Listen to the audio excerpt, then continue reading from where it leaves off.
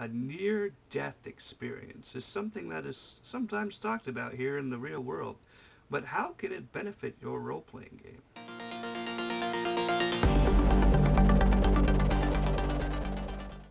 In a typical tabletop RPG scenario where you find yourself surrounded by a mob of angry enemies, somebody's going to go down, and when they do, they grab their trusty d20 and they begin to make what's called a death saving throw.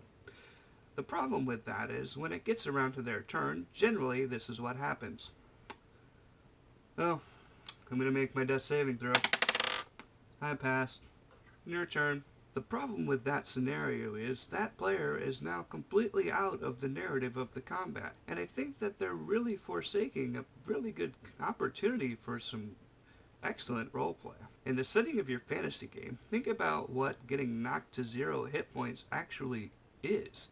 You are essentially on death's doorstep and mere seconds away from complete and utter death unless your allies or luck intervenes. There's some excellent opportunities that I feel get missed here for essentially what could be referred to as near-death experience. There's a lot of missed opportunities here to kind of have fun role-playing exactly what is going on through the eyes of this person who is struggling to survive. Imagine a scenario where the player, who is somewhat of an agnostic or even atheistic, suddenly being in a situation where they are shown the divine as they lay dying. Or think about the exact opposite, in which a cleric finds himself facing absolute darkness instead of what is promised in his holy writ. It's also worth thinking about the near-death experience as a narrative experience for both the player and his surrounding allies. Does the player have something of a last moment, a last word that he might think is the last thing he will ever say before he leaves the earth? Maybe he confesses some secret that he's been keeping.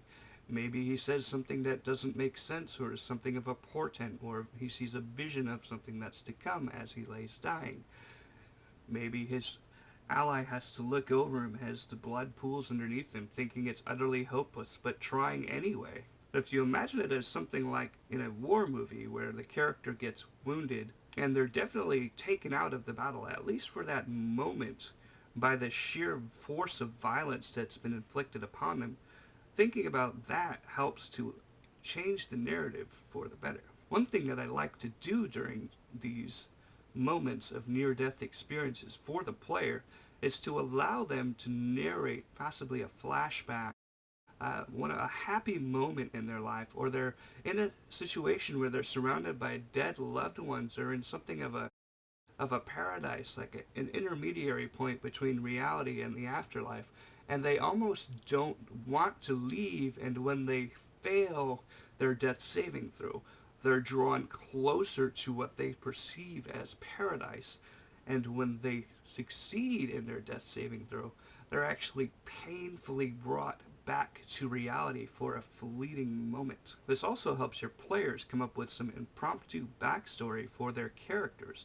If you put them in a situation where they can flash back to their happiest moment, or their saddest moment, their most traumatic moment, their earliest memory, or if they even role play their life flashing before their eyes, imagine the things that they can come up with. And these flashbacks and these moments can almost exist as a stark contrast to the horrors of the battle that's going around them. You see this person on death's doorstep at the foot of paradise, or in their happiest moment, and suddenly they're violently brought back into this scenario.